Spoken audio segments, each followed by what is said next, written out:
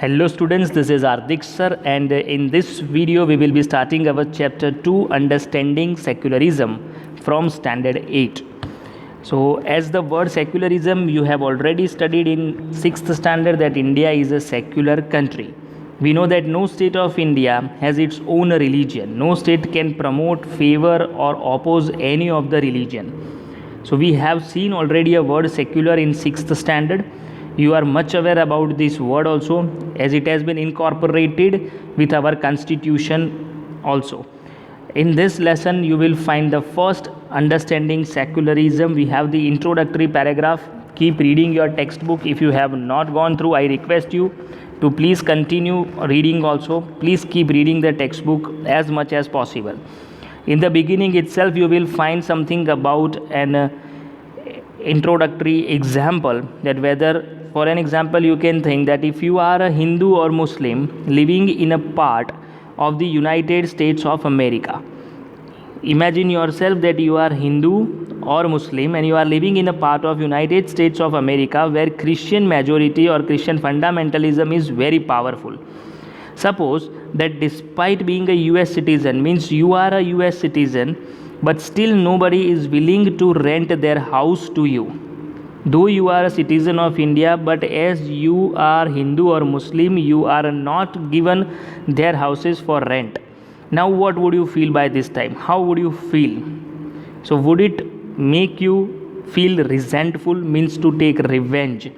Would it make you angry? Yes, you may be feeling like that. And what if you decided to complain against this discrimination, because you have seen that there shouldn't be any kind of discrimination, but you feel that this is a discrimination, and because of being from another religion you are not getting their house for a rent.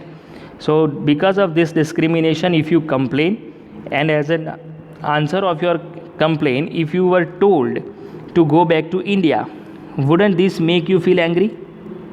That can. So as you are discriminated, you are complaining against the discrimination, and as in answer you are getting reply to go back to India. So you may feel angry, and your anger could take two forms. It means it can result into two things. First, you might react. First, that is, you might feel that where the Christians are staying, the Christians should get the same treatment where Hindus and Muslims are in a majority. So this is the first reaction that you will start feeling by that time, that Christians, where they are in less number, means when they are in minority, they also should get the same treatment where Hindus and Muslims are in majority. But this is a form of retaliation, means that is a form of revenge. Or you might take the view that there should be justice for all. So this is the second thing, that there should be justice for all. Everyone should be given equal treatment. That can be your second thinking. You may fight stating that no one should be discriminated against on the grounds of their religious practices and belief. That can be your argument to fight, that everyone should be equal and everyone should be given equal opportunities. There should not be any kind of discrimination because of their religious practices or their religious beliefs. And these statement rests on the assumption that all forms of domination related to religion should end. Means there shouldn't be any kind of domination on the basis of religion. This is the essence of secularism. So this is actual secularism, where there wouldn't be any kind of discrimination, where everybody would be given equal respect also. So in this chapter we are going to read more about secularism, that what does it mean in the context of India. So let us continue with the first part. So with the introductory you can find history provides us with many examples of discrimination, exclusion and persecution on the grounds of religion. Persecution may be a new word for you, but we will be studying it very soon. So history, as it provides us many examples of discrimination because of religion. As you can see that there can be exclusion from the society and there can be persecution. Persecution can be termed as atyachar. You may have read about how Jews were persecuted in Hitler's Germany and how several millions were killed. So we would have studied it. If we have not, then in the next upcoming standards you would be getting the same information. So you may have read about how Jews were persecuted in Hitler's Germany and how several millions were killed. Means that was because of the religion. You can find Jews, okay, one branch of Christianity. In all of the above examples, members of one religion community either persecute or discriminate against members of other religious communities. Means what happens? Means the particular religious group or particular religion people persecute or discriminate against other religious communities, and that's what is happening since ancient times, as it has been given in history also. We have many examples. So these acts of discrimination take place more easily when one religion is given official recognition. Means in India we do not have any official recognition to any of the religion by the state, and that's why we can say that we are a secular country. So it wants to say you that when one religion is given particularly a recognition by the state on the expense of other religions, so when one religion is given more importance, by that time definitely you can find the other religions have to suffer, and clearly no one would wish to discriminate it. No one would wish to be discriminated against.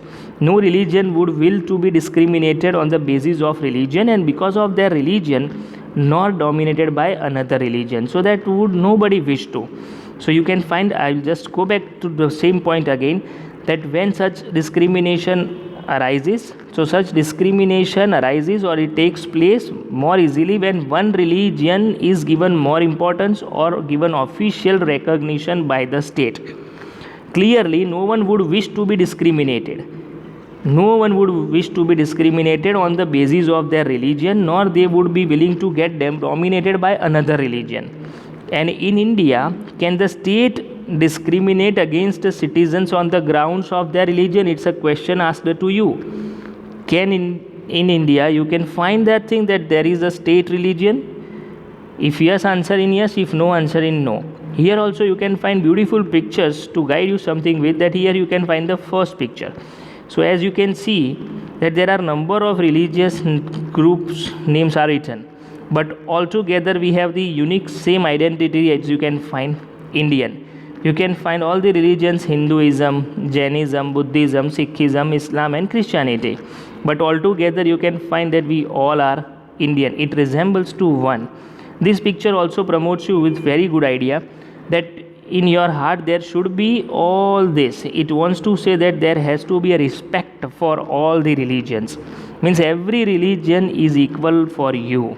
You should respect each and every religion or any belief 100%. So that's what it wants to say you. Next you can find here unity, equality, rise above, and the most important is you can find here together we are strong. So we must not be divided on the basis of religion. That's why India does not promote or favor or oppose any of the religions. So this is the most important thing, that being in a secular country, we should have the feelings to respect all the religions equally. There shouldn't be any kind of domination. There shouldn't be any kind of discrimination on the basis of religion. So in the context of India, what we are going to discuss, that will be the next part. So continue with the same. What is secularism? Here also you can find the particular picture. It is given: united we stand. If I complete, divided we fall. So we should be united. Whatever religion we belong to, they are all like brothers and sisters. We belong to the same family and we should respect one another's religious beliefs and faiths. The Indian Constitution allows individuals the freedom to live by their own religious beliefs. Means everyone is free to follow or to live by their own religious beliefs and practices as they interpret this. In whatever way they want to interpret, they can interpret. In keeping with this idea of religious freedom for all, India also adopted a strategy of separating the power of religion and the power of the state. So in keeping with this idea, you can understand that while drafting the constitution also, we didn't give any state a particular religion. Means the power of religion is separated from the power of the state. And secularism means, or secularism refers to this separation of religion from the state. So that's what the secularism is. That secularism refers to the separation of religion from the state. Means no religion plays role in the state. You can find the next question asked to you: why is it important to separate religion from the state? Why we should separate it from the state? You can understand that if we will mix the religion with the state, means if the state is given a particular religion, means it has its own religion, means X state follows A religion or B religion, that means only the groups, only the people of A and B, A or B, would be given importance. So other religions can suffer in such situations. They can be discriminated, and A or B also can dominate them. So to avoid such thing, we have separated religion from the state. Now you can find the most important aspect of secularism is its separation of religion from the state power. This is important for a country to function democratically, because if we will give importance to any one religion, we cannot say that there would democracy be surviving. Almost all countries of the world will have more than one religious groups living in them. That is obvious that in almost majority of the countries there will be number of religious people staying in the same country, and within these religious groups there will most likely to be one group that is in a majority. That is also common sense. There will be any one group that will be in the majority, and if this majority religious group has access to state power, then it could quite easily use this power and financial resources to discriminate against and persecute persons of other religions. You can understand this statement. I am going to again. If this majority religious group, there are number of countries in the world, you can understand, in every country you will find number of different religious groups, and any one group will be in the majority. If that majority group has access to state power, then definitely it can be misused. Means they can use this power and financial resources to discriminate other groups or the people of other groups. So this can happen, and that's why you can understand whatever the question I asked you, why is it important to separate religion from the state? So this is an important question that you should learn with. Next, you can find the picture from your textbook itself, that it is a drawing drawn by a particular student, and from that this particular picture you can find that they are all one. It wants to say only the same, hum saath saath hai. As you can find here a mosque, here you can find a temple, even a gurudwara and a church.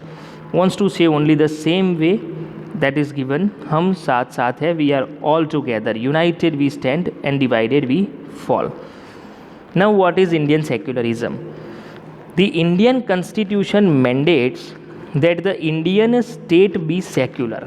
Means the state of India has to be secular, means it must not promote, favor or oppose any of the religion. According to the constitution, only a secular state can realize its objective to ensure the following. So what is to be ensured?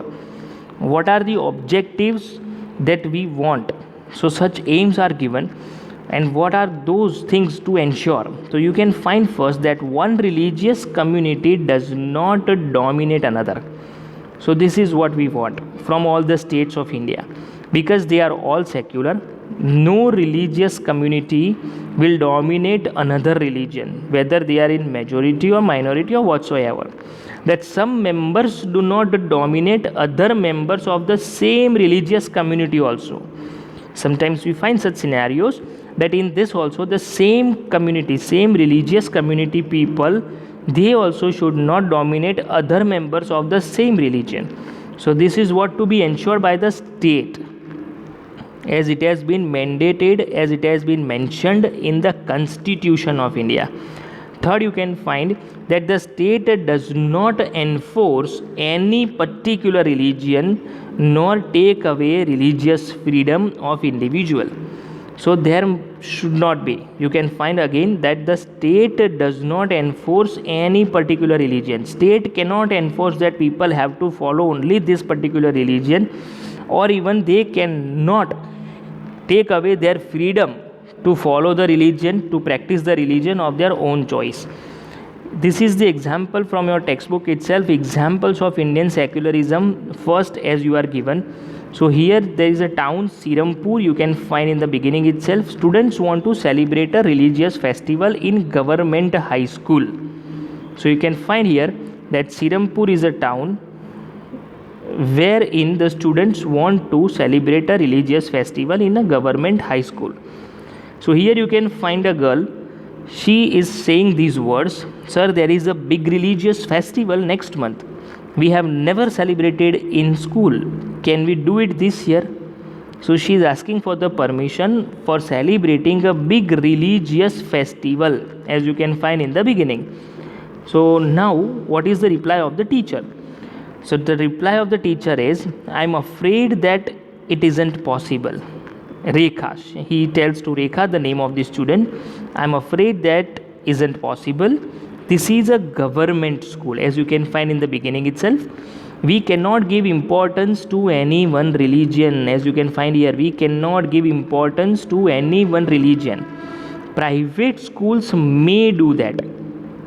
So government cannot promote or favor any of the religion, and that's why the teacher replied to Rekha that he is afraid because the government school cannot give importance to any one religion. The government schools do not celebrate any religious festivals in the school premises. Most religious festivals are public holidays, so that we can celebrate these at home. So he wants to say that government cannot promote, government cannot give importance to any one religion. Private schools may do that.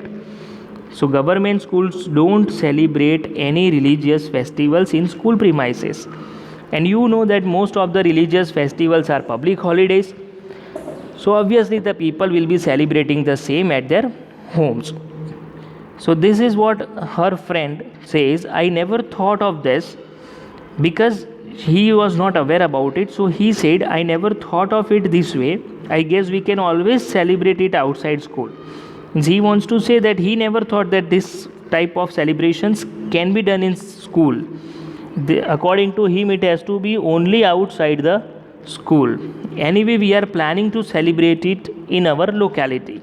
So she says that anyway, whether they will not be able to celebrate in the school premises, but they are going to celebrate in their own locality, on their own area. Next, you can find about the examples of Indian secularism. Again, we have the second example, then we will take the reviews of both the examples. So a group of friends who have recently bought scooters are meeting to go for a ride together. So here you can find the group of friends who are going to take a ride together, and here you can find there are two friends going for a ride together. So as you can find, that first friend is asking another that he hopes that he has a helmet. He says like that, hey, I hope you have a helmet. You know the law in Delhi requires that you wear one. It means while riding two-wheeler, the driver and even the companion must have helmet. So why aren't you wearing a helmet? Do you want to be fined? So this is what the question is asked. So you can find that he has worn the helmet, he has one, and with this particular friend there is no helmet. So he said that not to worry, he would not be fined. And he is asking again, hey Paramjit, why won't you be fined? So you can find the answer of the Paramjit. For Sikhs, wearing a pagri is very important part of our religion, and the government cannot force me to wear a helmet. Means with religious context, they are given freedom in the law. So this is the example you can find. Now we will take the reviews of both the examples 1 and 2. The celebration of the religious festival within the school would have been a violation of government's policy of treating all religions equally. So that had been the violation. As you can find, government cannot give importance to any one religion, and that's why it can be something like violating the religions, all the religions treating equally. And government schools cannot promote any one religion, either in their morning prayers or through religious celebrations. So government schools says they cannot promote any one religion by any means, and this rule does not apply to private schools. With the second example here, you can find Paramjit, the Sikh youth, does not have to wear a helmet. Why? Because you can find the Indian state recognizes that wearing a pagri, a turban, is a central to Sikhs' religious practices, and in order not to interfere with this, allows an exception. So, as not to interfere with religious beliefs, it allows the Sikhs in exception in the law. So that means wearing a pagri is very important for them. That is a central part of their religion, and that's why they are given freedom in the law also. So next we can find points in the Indian Constitution, which we are going to start with the part 2. So if you have not read up to this part in your lesson, I request you to keep reading your textbook, and if possible then complete the whole lesson. Keep reading, keep learning. Thank you.